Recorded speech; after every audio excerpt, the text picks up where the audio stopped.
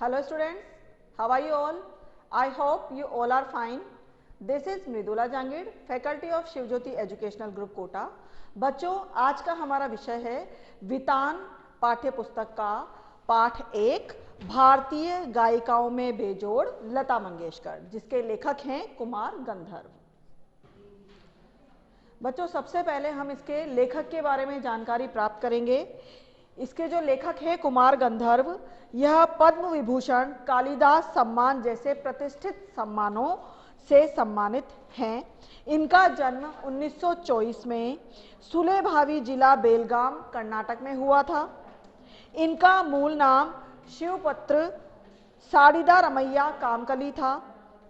10 वर्ष की उम्र में गायकी की मंचीय प्रस्तुति देने वाले कुमार गंधर्व के संगीत की मुख्य विशेषता है मालवा लोक धुनों और हिंदुस्तानी शास्त्रीय संगीत का सुंदर सामंजस्य, जिसका अद्भुत नमूना कबीर के पदों का उनके द्वारा गायन है।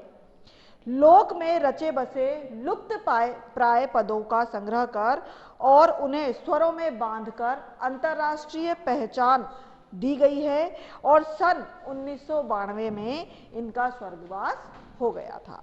तो बच्चों, अब हम देखते हैं कि इस पाठ में जो पाठ है भारतीय गायिकाओं में बेजोड़ लता मंगेशकर, इस पाठ में उन्होंने लता मंगेशकर की जो गायन की प्रतिभा है उसके बारे में बताया है। इस पाठ में लेखक ने स्वर साम्राज्ञी लता मंगेशकर की गायकी पर बेबाक टिप्पणी की है। लता मंगेशकर के गानपन के बहाने लेखक ने शास्त्रीय संगीत और चित्रपट संगीत अर्थात फिल्मी संगीत के संबंधों पर भी अपना मत यानी अपने विचार प्रकट किए हैं।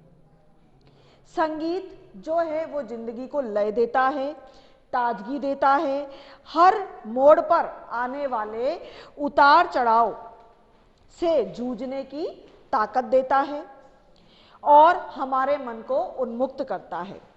एक संगीत की दुनिया में लता मंगेशकर एक ऐसा नाम है, एक ऐसा सुर है जिसने एक महान शास्त्रीय गायक को कलम उठाने पर विवश कर दिया है। मूल हिंदी में लिखी गई यह रचना भाषा की सांगीतिक धरोहर है। यह एक ऐसी परख है जो न शास्त्रीय है और न ही सुगम, बस एक संगीत है और एक गानपन की पहचान है। बच्चों, यह जो पाठ है, इस पाठ में कुमार गंधर्व ने लता मंगेशकर के विषय में बताया है।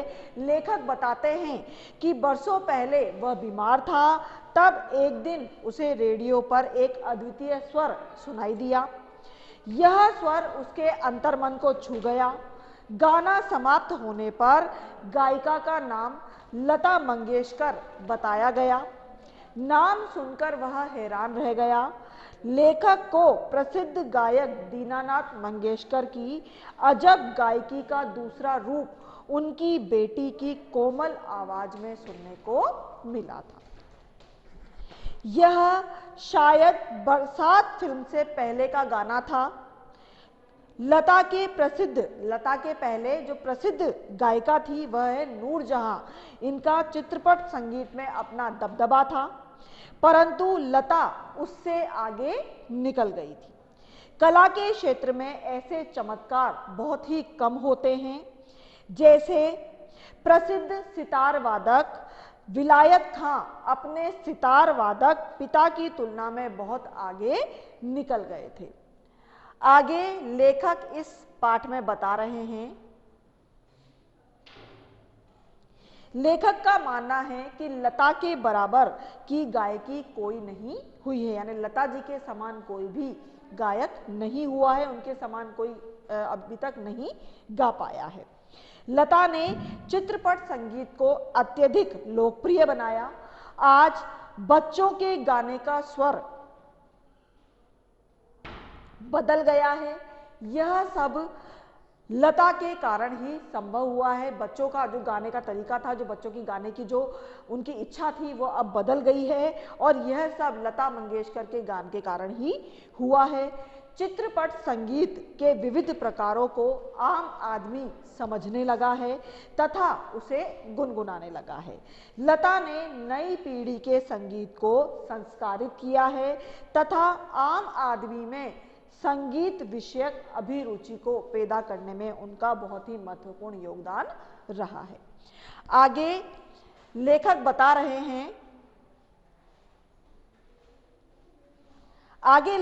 रहे हैं कि शास्त्रीय गान और लता के गान में से लोग लता के गान को ही सुनना अधिक पसंद करते हैं।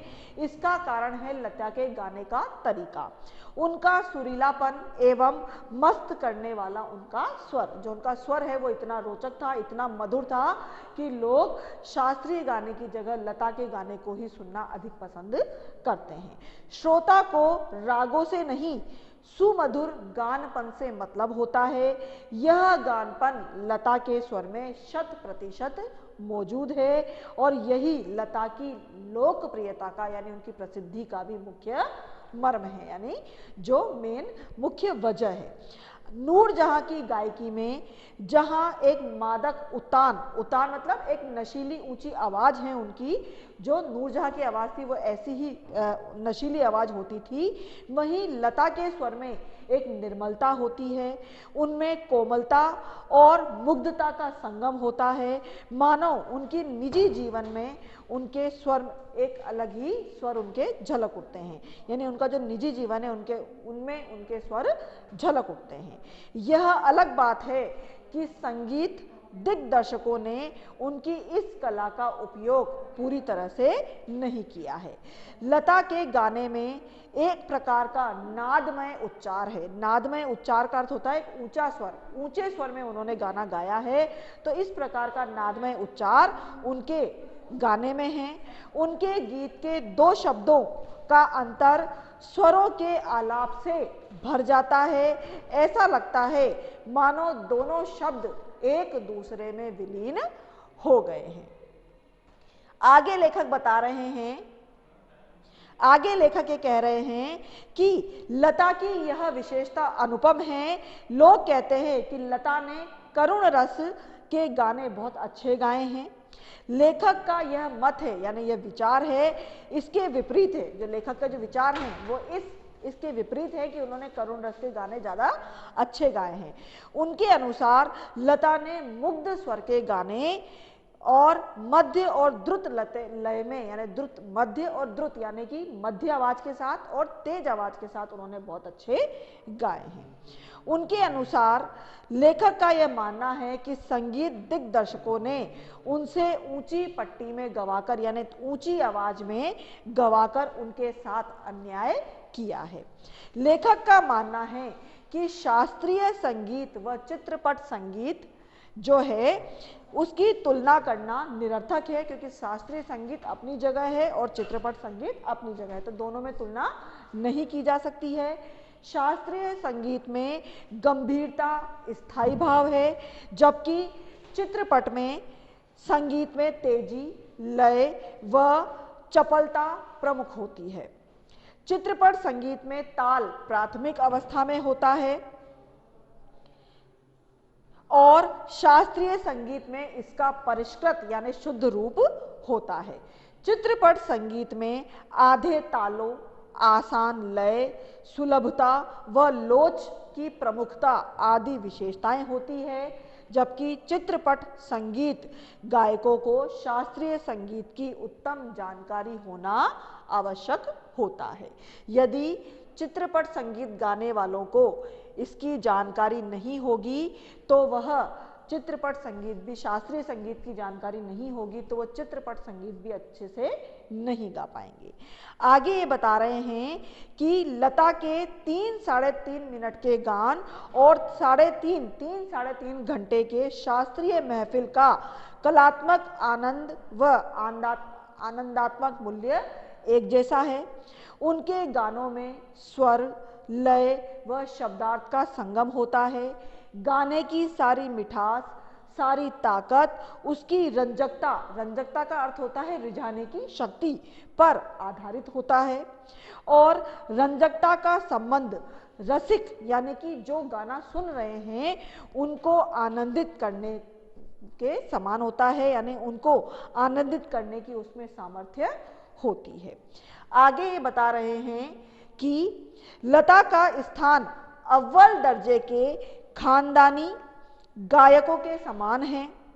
किसी ने पूछा कि क्या लता शास्त्रीय गायकों की 3 घंटे की महफिल जमा सकती है, तो लेखक उसी से प्रश्न करता है कि क्या कोई प्रथम श्रेणी का शास्त्रीय गायक 3 मिनट में चित्रपट संगीत का गाना इतनी कुशलता से और इतनी रसोत्कटता से यानी रस से भरपूर से गा सकेगा?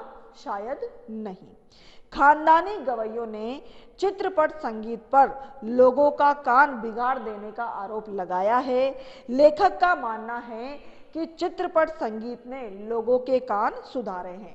जैसे कि शास्त्रीय गायक कहते हैं कि लोगों ने जो चित्रपट संगीत है उन्होंने लोगों के कान बिगाड़ दिए हैं, खराब कर दिए हैं, लेकिन लेखक का ऐसा मानना है कि चित्रपट संगीत ने ही लोगों के कान सुधार दिए, यानी कि संगीत की और अधिक समझ उनमें पैदा कर दी है।